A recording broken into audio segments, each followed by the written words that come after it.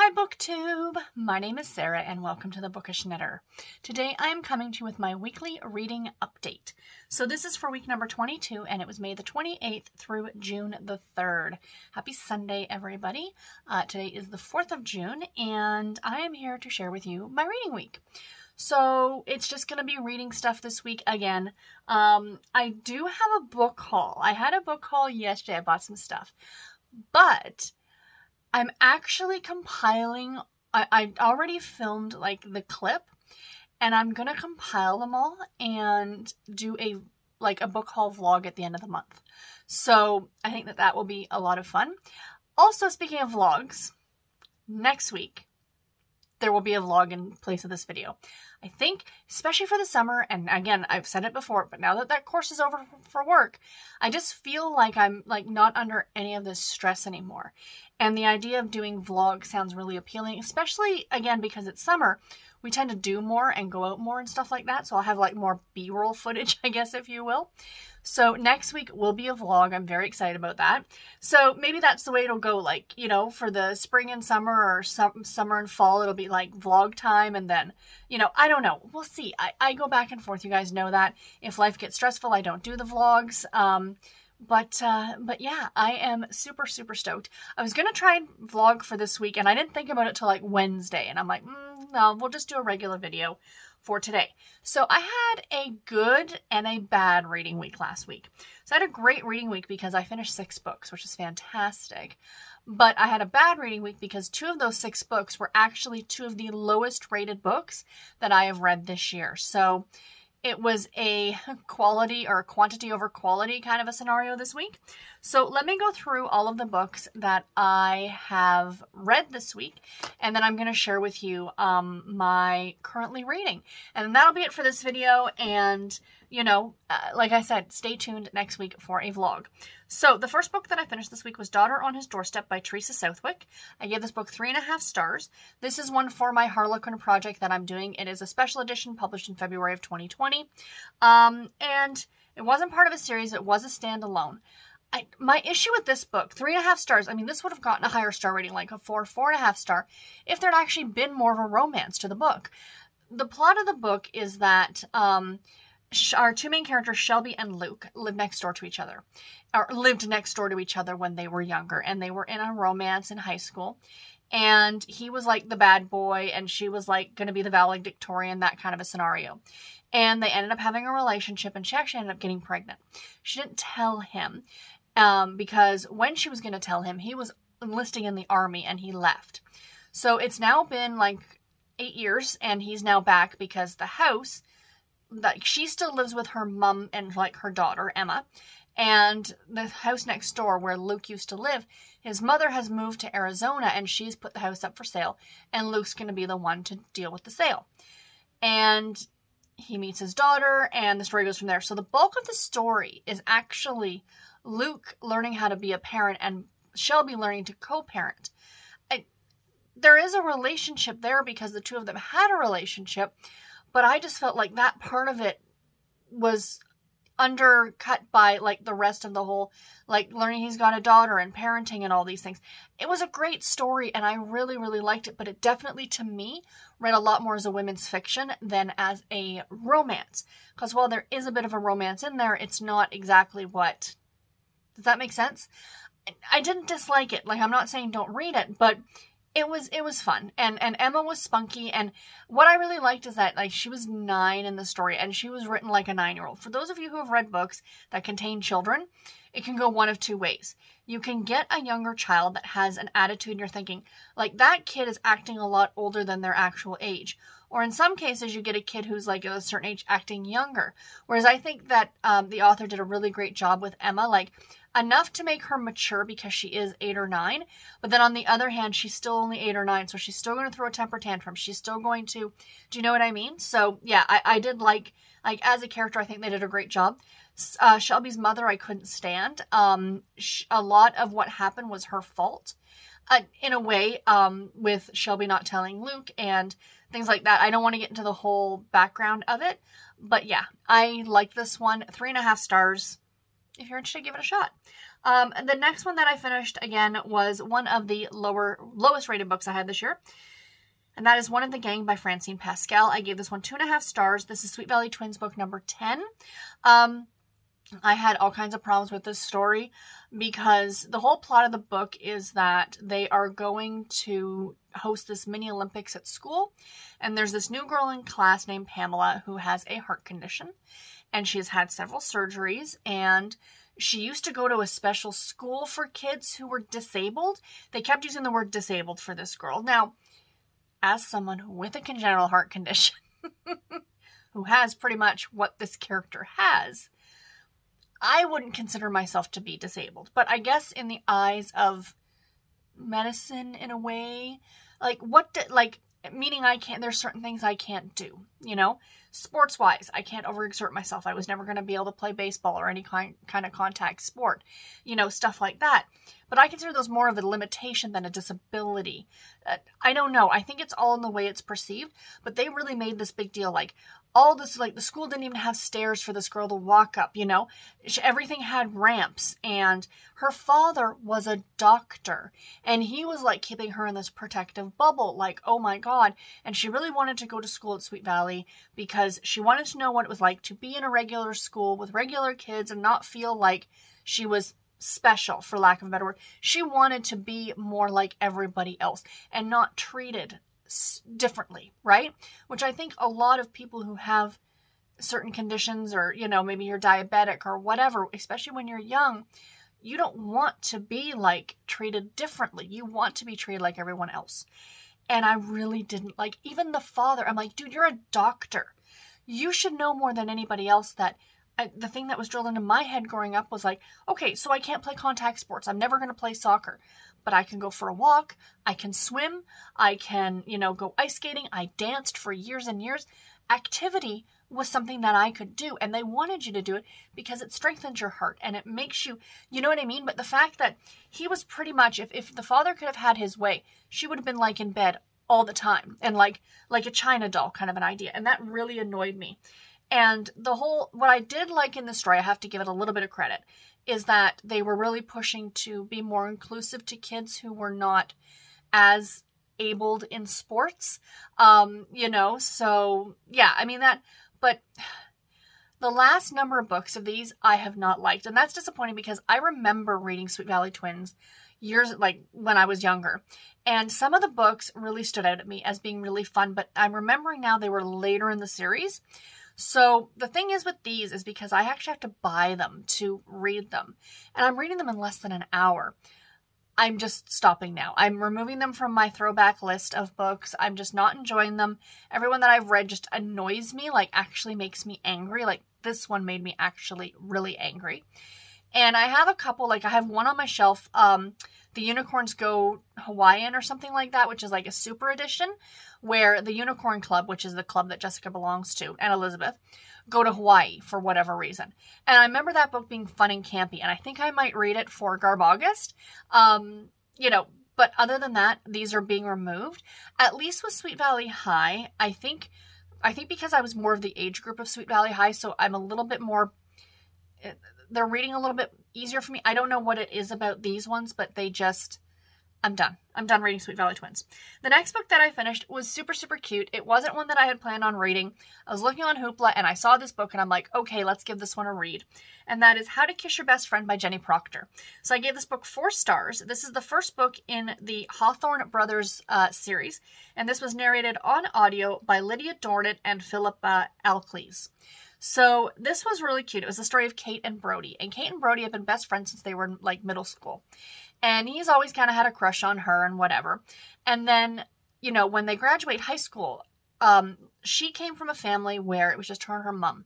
And her mother and her never had the best relationship because they didn't have a conversation essentially, but because Kate just felt like her mother kind of blamed her in a way for her father leaving because the parents are divorced. Her father lives in Paris. He travels extensively, very much a world traveler. And that's always what Kate thought that she would do. So when she graduated from high school, she went on and she started traveling all over the world with this boyfriend that she had at the time. And she became a travel writer. She's got no degree in journalism or anything like that, which I think is absolutely cool. And she's still writing and still being published by these big publications as a freelancer, of course. So essentially she has to go and do the thing and then sell the article, right? So then about a year after she left, the boyfriend and her broke up and she was kind of traveling on her own. She's come back to town a couple times for the holidays and stuff like that, but really has never run into Brody. So Brody comes from a big boisterous family, and you actually meet him and his family in another Jenny Proctor book that's part of a different series. Cannot remember the name of the series here. I will put it right here. But I happened to read the Sisters book. Just out of that series, I just picked it up at random, and I happened to read the Sisters book. And I really enjoyed it. And I didn't realize that this was all part and parcel of the same, like, universe, if you will. So there's going to be 4 books in this series. This is, of course, the first one, as I said. And I will continue with the rest of them. I really did like it. This is a sweet romance. So there is adult content, but it's behind closed doors. So it's not a sweet romance in the fact that nothing happens. Something happens, but you're not there. It's all alluded to and things like that. So yeah, I just thought this one was really great. So then Kate ends up coming back to town because her grandmother had passed away a few years earlier and her mother was selling the house, and she wanted Kate to kind of, you know, clean it out and all these things over the course of the summer. And Brody was there because he actually lives a few doors down. He's still living in town. His family owns this big farm where everybody kind of has their own jobs. His one brother's an actor, another brother's a chef. He himself is a teacher, and he's a math whiz. So like if you give him like 492 times 600 or whatever, he will do the math in his head in seconds, right? So he's like a human calculator. And the thing is, they mention it a couple times in the book that he was supposedly on the Ellen DeGeneres show when he was a kid, like as one of those like kid geniuses. For anyone who actually ever watched Ellen back in the day, don't ask me my opinion on Ellen DeGeneres now, because from the stories I've heard, don't think I'd like her very much. But again, they're stories, you know, we don't know for sure. But I remember her always having these like really smart little kids on. So I kind of like that element quite a bit. This was a fun book, you guys. If you are into sweet romances and you want a great summertime read, I actually also learned a lot about kayaking reading this book, because Brody is a kayaker and he teaches Kate how to do kayaking. And it was a lot of fun. I liked it. I would definitely recommend it. The next one was one of my other least favorite books of the year. And that is Always the One by Tara Randal. I gave this book 2 stars. This is another one that was part of my Harlequin project. This was the first heartwarming book for the set for February of 2020. This is the story of Hannah and Derek. So I had a lot of issues with this one. It wasn't with the writing style or anything like that. I will continue to read Tara Randal because I just think that this one was a one-off, to be completely honest. So what the plot of this one is that 17 years earlier, when she was only 17 or 18, Hannah's family had to suddenly leave the house that they lived in next door to Derek's house. Again, it was one of those high school sweethearts. They'd been dating since like grade 9 or freshman year, or whatever you want to call it. And they were going to get married right after graduation. And it was all very romantic. They were already engaged. It was very exciting. And then in the middle of the night, she and her family had to suddenly leave and were put in witness protection. So it has now been 17 years since that event happened. Derek now works for the FBI because of course he does. And he has been searching and searching for the last 17 years for Hannah. Now all of a sudden, magically, you know, something lands on his desk basically giving her address. So he shows up in Nevada to see her, and it's her and her mother.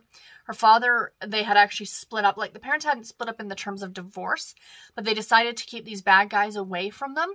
The father would kind of go off on his own and leave the daughter and the mother together.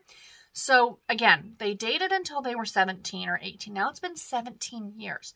So that's a lifetime. That is a lifetime, right? So my thing is that Derek pretty much wanted to pick up the relationship right. Dude, it's been 17 years. You are not the same person at 17 and 18 that you are at, what, 34, 35? It was just, that was so annoying to me. The other big issue that I had with this book, for those of you who have been watching me for a number of years might know that this is a hard line in the sand for me, is cheating, whether it be emotional or physical. In this book, Hannah is engaged to another man. Up until the last like 20% of the book. Like for 80% of the book, she is with someone else. And Derek has these thoughts about her. She has these thoughts about Derek. They actually end up kissing at one point, and that's where I did finish the book mainly because I wanted to see what was going to happen with the whole like witness protection thing and whatever. And guys, it was a total bust, to be honest. It was like all of a sudden that was it. Like this is what was happening. This was the big to do. Like it just seemed very anticlimactic. I can't say that word. It was a letdown. Let's put it that way. So yeah, no, this one was not for me. This is not one I would recommend, to be honest. It had potential.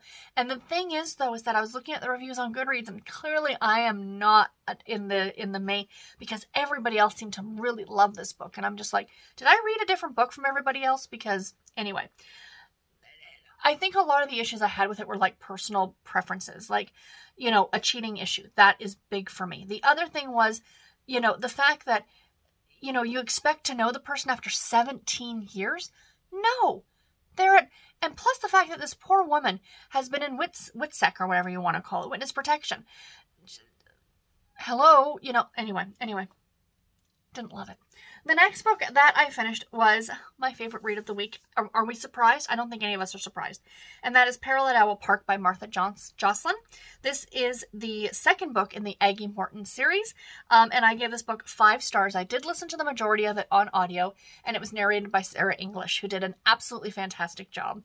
I love listening to her narration because I love her voice for Hector, Aggie's little friend. So for those of you not familiar with this series, it is essentially a imagining, if you will, I don't want to say reimagining, but an imagining of what Agatha Christie would have been like as a little girl solving mysteries.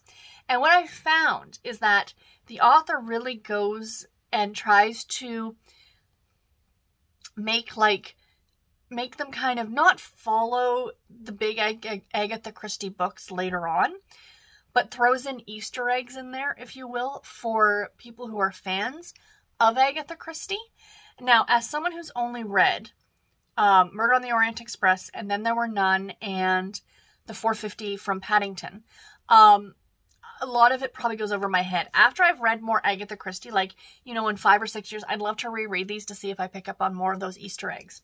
So the plot of this one is that Aggie and Hector, along with Aggie's grandmother, go to her sister's new house for Christmas. Her sister's newly married, and it's an estate called Owl Park, and she's there with her husband and her mother-in-law. And then there's this troupe of actors that come in to perform for the family for Christmas Eve, which is a thing that was done back then. And then someone is found dead in the library. And I think there's another person who's found dead, and then there's also somebody goes missing, and there's a missing jewel. There's a lot that happens in this book, and I like at the very end not to give too much away. I'm not going to give away any spoilers of the whodunit, but Aggie and Hector are actually having a conversation about it, and she's like, well, what if it was a mystery story about all these people who show up to a party, and then they slowly start being killed? And Hector's like, that would never work.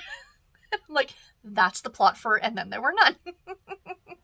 And I just thought that was so delightful. Like, you can see, like, if it was a young Agatha Christie, how she would be like, how this would become to be a story later on in her adulthood. And the other thing is, too, like I said, with Easter eggs, like, and I've only read a handful of the books in this series, but there's one mention towards the end that someone is taking the train. They're like, oh, they're picking up the 450 from Paddington. And I'm like, oh, that's another Agatha Christie book. So yeah, these guys are super cute. I gave the first book 5 stars. I've given this book 5 stars. I have the 3rd book on my shelf. I'm waiting for book number 4 to be released in this floppier paperback. And then I'm going to buy them because I want it on my shelf because they're just absolutely delightful. So yeah, guys, it's a great middle grade story, but they are so mature for middle grade. Like, that's what I really liked about them. They didn't read like Aggie was this young, like, in certain parts she was young, right? And I think that the author does such a good job of making her both mature, you know, in certain aspects in terms of the figuring out the mystery, but also being a little girl. You know what I mean? With the fact that it's Christmas, they find the body when they're on a hunt for their Christmas stockings from St. Nicholas. And, you know, the disappointment as a little kid, as a 9 or how old, I think 12, as a 12-year-old of not getting her Christmas stocking, you know, and not getting it till later. So yeah, and the covers on these are just all kinds of adorable. I love them. So yes, highly, highly recommend that book. And the last book that I finished was just yesterday, and that was The Firefighter's Vow by Amie Denman. I gave this book 4 stars. This is book number 2 in the Cape Pursuit Firefighter series, and this was also part of my Harlequin project. This was a heartwarming book from February of 2020. So this is the story of Laura and Tony. Now, this is the second in the series. The first book dealt with Laura's sister, Nicole. And you do meet Nicole in this book along with Nicole's fiance, but you're not given a lot of background on it, so it's enough that you can read this one without being confused, but not too much that you don't now want to go back and read the first book, because I do definitely want to go back and read the first book.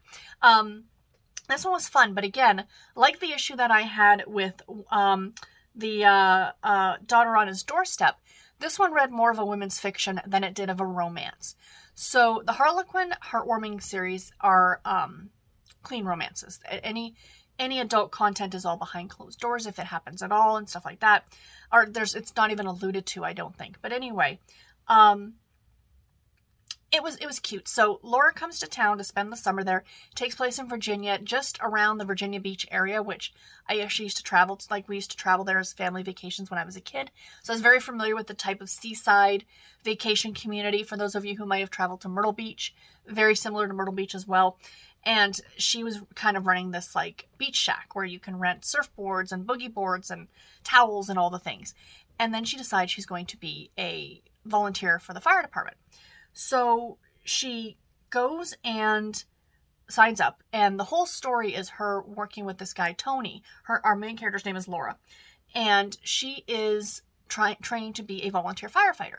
That is the bulk of this book. There is a relationship later that happens with Tony, but again, it's one of those, just like Daughter on His Doorstep, where it's like, oh, okay, we've got 20% of the book left. We should really make a romance happen now. But I did like the story. What I didn't like, the one thing I have to say though, I didn't particularly love Laura in certain parts. She fought Tony on a lot of things, like for her own safety kind of things. Like, I can do it. I can do it. I'm a big, strong, and you know what? Power to you. You're trying to be a volunteer firefighter. That is amazing. But when he tells you something, it's for your own safety. You know, and I think the whole plot of the book, or the point of the book, is that they were trying to show that, you know, he's trying to protect her and maybe he's being overprotective, but I don't think he was. There's a scene in the book where she's riding her bike around town and without a helmet, and then the next day he's like, you really need to get a helmet. She like rolls her eyes at him. I'm like, you need a helmet if you're going to ride a bike. What if something happens? And then he tells this story when he was a kid about watching a man get hit when he was riding his bike and yada, yada, yada, and whatever. So, yeah, there were parts of the book that Laura kind of really annoyed me, but overall I really did enjoy the story, and I thought it was a lot of fun. So anyway, guys, that is everything that I read this week. Wow, 6 books. Fantastic. So what am I currently reading? So my current audiobook, I just started it last night, is the Forever Farmhouse by Lee Tobin McLean. If you guys watched my video yesterday of my TBR for the week, I talked about the fact that my one audiobook for the month was going to be Texas by James A. Michener. I started it yesterday, guys. I did start it yesterday. I was out and about doing some running around, and I was in the car quite a bit, and I was listening to it, and I don't think I could do it on audio, to be completely honest, because the audio is very, very dry. There is no, it's literally the author, or not the author, but the narrator reading the book. It's not enjoyable at all. There are no differentiations, like that. You're not getting different character voices. You're not getting any of those things. And I think I'm just going to have to hunt out a copy of Texas on either ebook, probably ebook, because it'll be easier than carrying around a 1,500 page mass market paperback, and read it that way down the line. But anyway, so I've got the hiccups again. So yeah, I am reading The Forever Farmhouse by Lee Tobin McLean. This is the first book in the, I can't remember the name of the series, but it is a series. It's a trilogy about 3 different brothers who are actually foster brothers. So in this story, I started listening to it last night, just before bed, and it is our main characters. Again, it's a big theme of this, of living next door to each other. They were high school sweethearts. They had a relationship. She got pregnant. He left town. She didn't tell him. She now has a 10-year-old son, and he's now back in town, and he's going to be spending a fair amount of time with his his foster mother's house to help her out after the death of his foster father. And the story kind of goes from there. So yeah, this seems to be a theme for the last few weeks for me in terms of books with this whole secret baby thing, which is weird because it's not my favorite trope. But I have been enjoying them to an extent, if you will. Yeah, I've been enjoying them. And then I haven't started them yet, but today I will be starting Indian Princess Hidden Sun. Again, Secret Baby by, oh my gosh, who's writing this one? Lynn Graham. And this is a Harlequin Presents novel, so this is one of the Presents books that I am reading this week. Stay tuned tomorrow for a video all about this. And last but not least, I will be probably starting and finishing Showdown today by Francine Pascal, which is book number 19 in the Sweet Valley High series. So that is everything that I'm currently reading, you guys. And everything that I read this week. Let me know in the comments below if you've read any of the books that I talked about and what you thought about them. What are you currently reading? And yeah, just share with me what you're reading because I always love to know that. And so videos coming out this week. We have a lot. I've added a new video every week. So I'll be having videos every Monday now. So again, that will be talked about in tomorrow's video. So there'll be a video out tomorrow, and then on Tuesday I'm actually doing a tag. So I will be filming that next. And then on Thursday I have, what do I have on Thursday coming up? I filmed it yesterday. Oh, the announcement for the page count reading challenge for June. And Friday, we're going to be doing reading sprints here on the channel. And then next Saturday will be my TBR for the next week. So lots of videos. The only day I'm not really putting out a video is Wednesday. But on Wednesday, over on my other channel, the one that I do with Steve Donahue, the Chatting Category Romance channel, I'll leave a link to it below. So you guys can go ahead and subscribe to that if you're interested. A lot of the books that I talk about there are ones that, well, I mean, all of them are ones that I talk about here, but I go just a little bit more in depth. So it's basically book reviews right now. Steve does them and then I do them. And then we're talking about, once we hit 300 subscribers, we're going to do a live show together, which will be a lot of fun. So anyway, yeah, so definitely please go and check that out. So I'll have a video going up there on Wednesday. So a video every day this week, you guys. Exciting. It's all exciting. So yeah, anyway, until my next video, everybody, take care and happy reading. Thank you all so much for watching. Bye, guys.